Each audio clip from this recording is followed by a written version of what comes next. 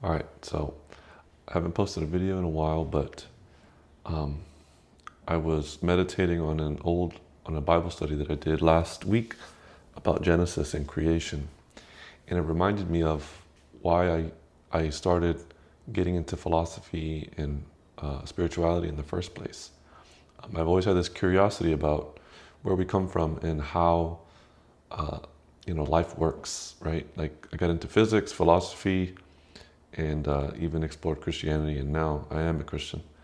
Um, and so there are a lot of um, observations that I'm having that are um, unfolding for me that point towards why Genesis is real and why you know the Christian faith is the truth, and everything else is kind of an attempt to understand it, or um, or just plain deception. So let me explain one of the things that I came across. So in this Bible study, it says that we're not cosmic accidents or the random products of blind forces of the universe. So this is like, that the universe happened by chance. That everything that happens now, life as it is an accident, and it just so happened by random statistics. But if you think about the real probability of that, if you look it up, it's it's so small. It's almost zero. It's like really close to zero.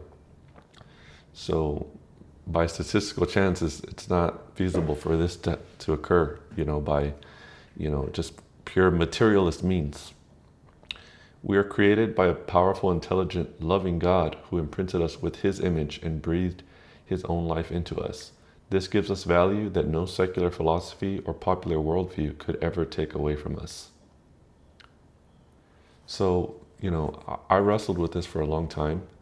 I was very materialist, very rationalist, saying that, like, why does a loving God let bad things happen to good people? And, you know, why are we damned to hell? And that's another video, but, you know, those are questions that I came up with. And it's like, physics and the Big Bang explain why we were created a lot better than, what Christianity said. It said God created everything in so many days, but what about evolution, and what about the progression of how things evolve and change? And science has a better explanation, all this stuff.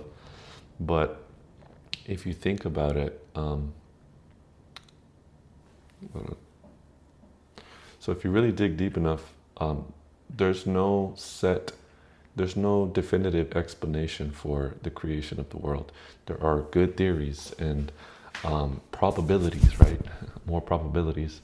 Um, but nothing quite describes how the universe was created, why. Um, so the why is a different question than the how. And most people mix those up. I've mixed those up in the past. It's like, uh, why did God create the earth if all things just get destroyed, and we all die someday and stuff? But the, you know, the how of science explains, like, hey, like, our bodies are formed through, we have laws of physics that keep us together, basically. And, instead of just all of our cells and uh, particles just, float off into space, and, we're nothing. We're not material. Material, what we see, touch, and feel, everything is composed of, physics, chemistry, all the particles, and they have their rules. There's a set of rules. So let me get to my point that I'm trying to make here. So the question of whether God created the world, and whether, the common threads of science can explain that, and can they coexist? I think they can, because we're looking at a matter of value versus facts, or meaning versus facts. And what I wrote here is that facts have limitations, right? Facts have limitations as observable and repeatable containers. And so the essence of scientific the scientific method is to have a repeatable experiment. But the thing is that you can't repeat the creation of the universe. That's a container that is out of our scope of capabilities, right? Um, and then we can't contain God. So let's assume that you do believe in God, because you know how can this happen by chance? Like it just can't. Um, there's no way that we are born by accident. So let's assume God created the world, um, because God is an intelligent. Let's call him an essence for now. For those of you who are not Christian yet, an essence outside of the container of the universe that created everything, because it gives us meaning and it gives us value. But let's pause there. Um, God is the highest essence of creation, so of course he's immeasurable. So you can't measure something outside of the container from within the container. And we are bound by this container, which is the universe. So the universe is a container. God is non-containable. And the container has rules like physics, right? That keeps us bound together, that keeps us working in a ordered system. So the universe is an ordered system. So facts are beneath God. Therefore, value is implied and accepted by faith. So the thing is even if you believe in science and you believe in, everything needs to be measured and rational, you're taking the account for the most part that by faith. So you're accepting these facts that are measured by science and other people that have done the research for you. And I didn't realize that when I was, researching, physics, philosophy, and even like New Age stuff, is that you don't really know this stuff. You're just accepting that these people that are smart are doing the research correctly, and they're, they write research papers. They have, studies that have the abstract and all the details. But most of us don't read through that, and we can get ChatGPT to kind of distill that for us. But then we're trusting the machine, So in essence, we're all codependent. We're all living by faith, whether you believe it or not, because you believe that when you go to Whataburger that they're giving you food that's sanitary and that it doesn't have E. coli or anything in it. So you are living by faith. So why wouldn't we have faith in an almighty, loving creator that designed us for a purpose and created all this order that we see around us? It's really not that hard to believe, but I think we get caught up in our ego and we get caught up in wanting to be right. And I think that's detrimental to the learning process. If you're a learner, if you're a lifelong learner, as you say, or if you're a seeker, a spiritual seeker, then there are some things that you accept. You accept a position until you gain new information or new experiences that show you that my past hypothesis was wrong. It's very scientific. You can be scientific and be a believer, in God.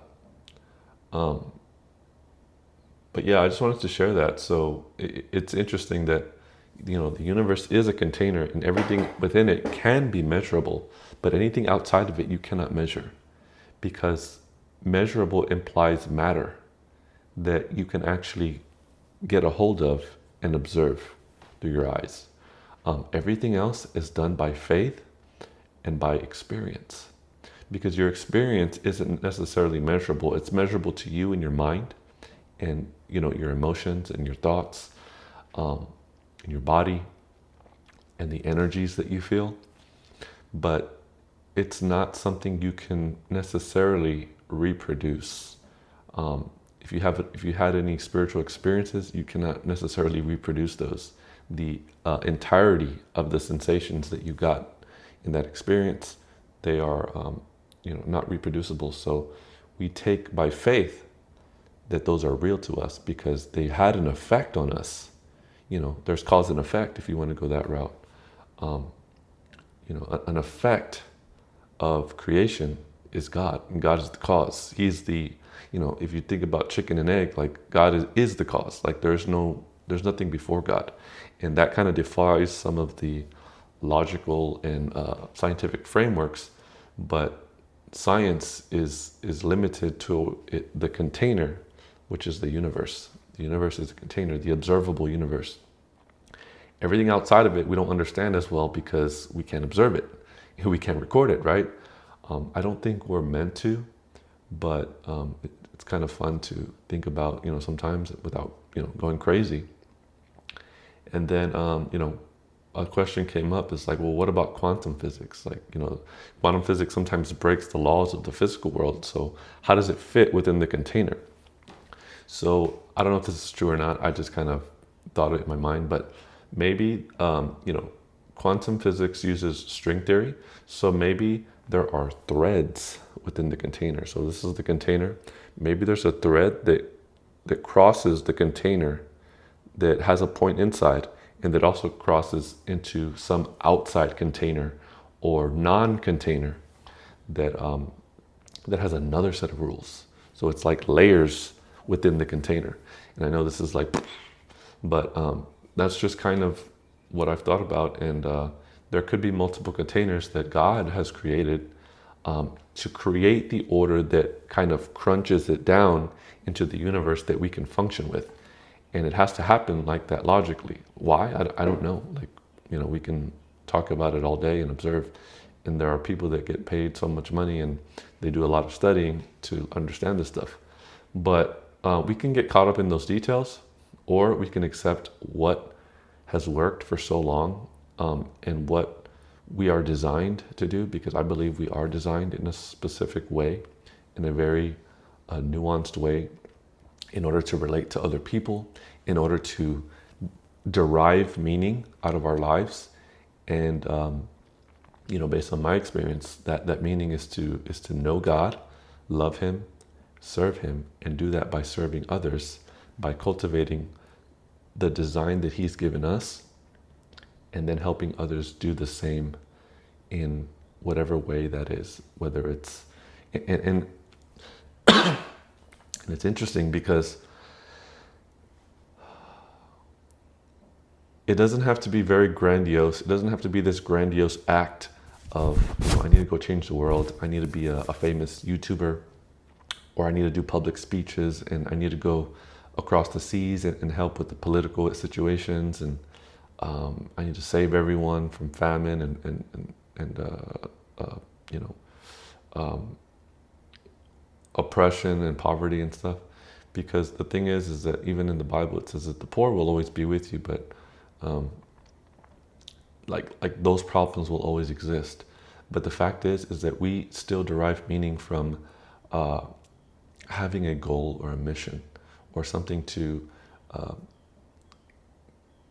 give us a sense of purpose, that we're doing something right and we're doing something meaningful. Because at the end of our lives, we don't know what's going to happen after that, right? The Bible says that, where there's a judgment, whether, you go to heaven or hell. And those are kind of narratives. And I'm going too far with this, but I'll probably talk about that in another video. But either way, this video is about meaning, about creation, and I just wanted to share that. So yeah, see you in the next one.